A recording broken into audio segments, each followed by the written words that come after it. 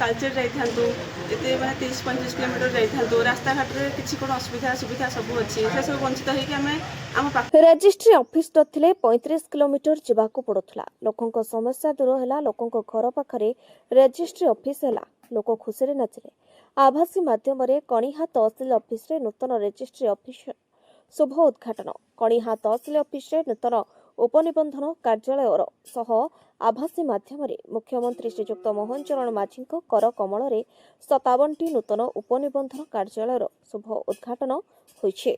कणिहा block CB office प्रांगण रे कणिहा तहसीलदार चिन्मय दास, Dhenkanal BJP सांसदों निमित्त त्रिपुरारी प्रधान, कणिहा एबीडीओ सुतीक्ष्णा महापात्र, अतिरिक्त तहसीलदार पुष्पिता मधुमती देहुरी और कणिहा तहसील कार्यालय समस्त कर्मचारी और तालचेर बार वकिल किरीधारी मिश्र, प्रताप साहू एही शुभ उद्घाटन रे उपस्थित अछंते। कणिहा ब्लॉक रो 27टी ग्राम पंचायत लोक माने सठिक भाव जोगाजोग करि परिबे। कणिहारो बलभद्र नायक रिपोर्ट, अनुगुल टीवी।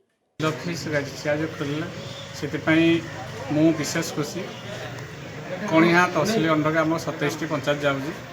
आम 27 पंचायत जनसाधारण तालचेर जाई रेस्टी करूले। तालचेर जो रास्ता घाट जो धरण दुरावस्था जावासवा करूले, कणिहा रेजिस्ट्रेशन होला फल समस्ते से दुख दशा भोगे ना, सुविधा आसी निज घर पाखे रेजिस्ट्रेशन करेंगे। तेणु ये आम मुख्यमंत्री मोहन माझी एवं राजस्व मंत्री सुरेश पूजा को साधुवाद जनाऊँ। फास्ट टाइम जो तहसील ऑफिस रजिस्ट्री ऑफिस अच्छे आज आप रजिस्ट्री कले खुशी अच्छे बहुत खुशी अच्छु कहीं आम तालचेर जाइथांतु एते माने 30-35 किलोमीटर जाइथांतु रास्ता घाट रे किछि कोन असुविधा सुविधा सब अछि से सब वंचित होई कि हमें आम पाखरे हैला तो आम ए पाखु आसी करिया पे हम बहुत खुशी लागुछ ना। सब थोड़ा वंचित होगा पहले समय बंचला सब है कि आम पाखरे कर पार्लु तो सेटा बहुत खुशी लगुच भल लगुच। सरकार को कौन कह सरकार को तो बहुत धन्यवाद। सरकार आम बहुत सुविधा कर